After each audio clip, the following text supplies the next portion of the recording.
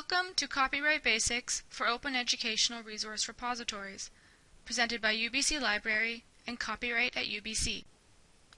Copyright Basics is the first in a series of 5 videos.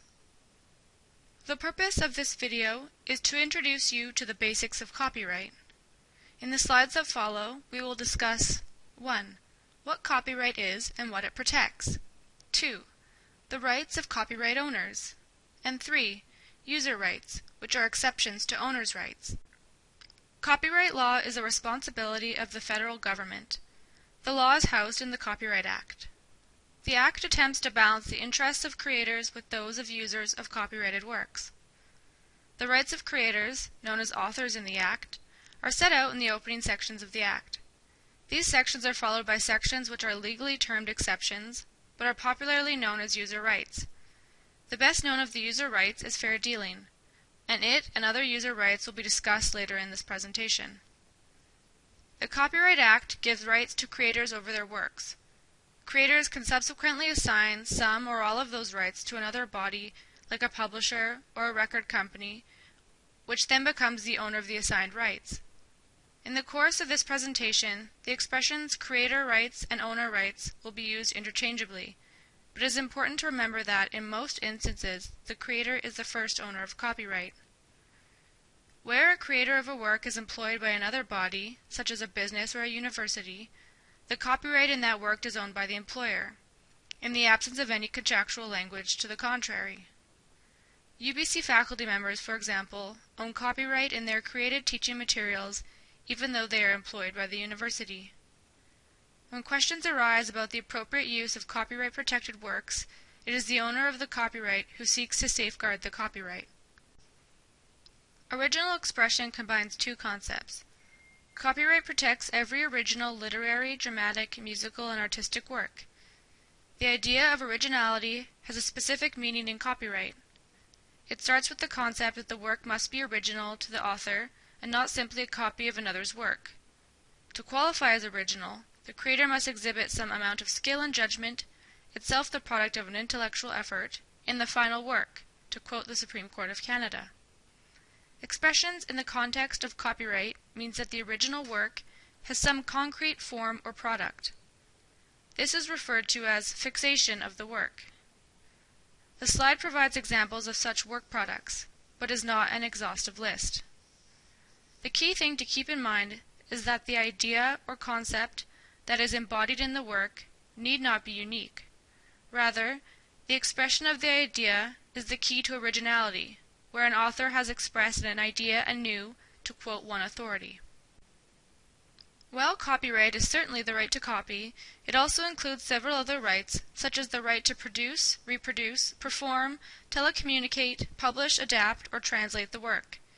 It is worth noting that in many cases, a creator will assign these rights to someone else if, for example, they want to publish their work with a publishing house, or if they want their work translated into another language.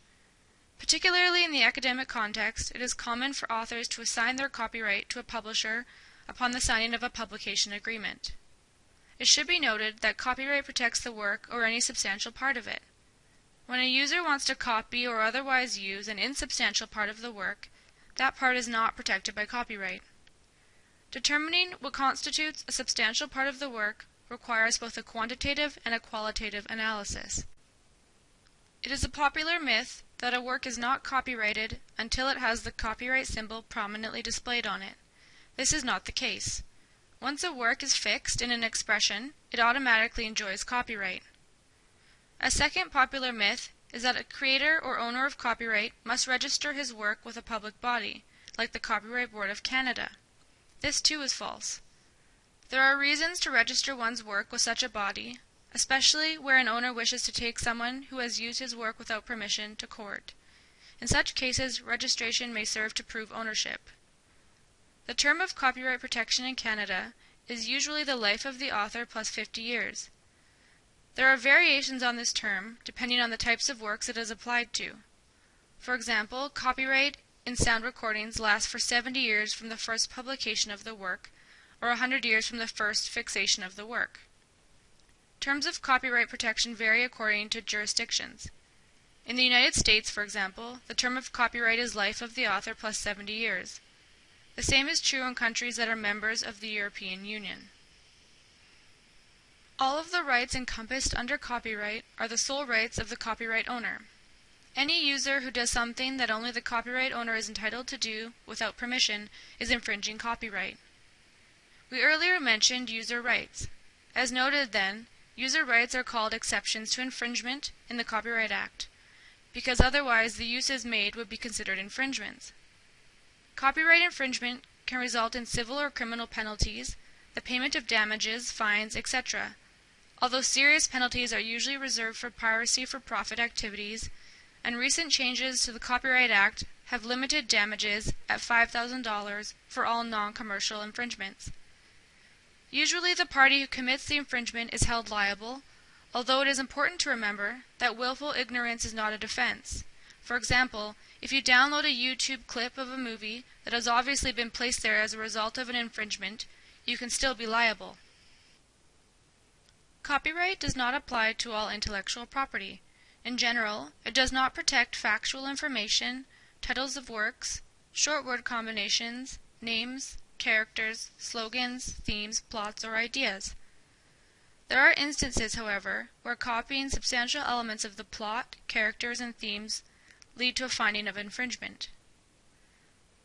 While many of these non-copyrightable terms are easily understood, let's take a minute to examine the expression ideas. It is not possible to copyright an idea, even one that is spoken, if it is not fixed.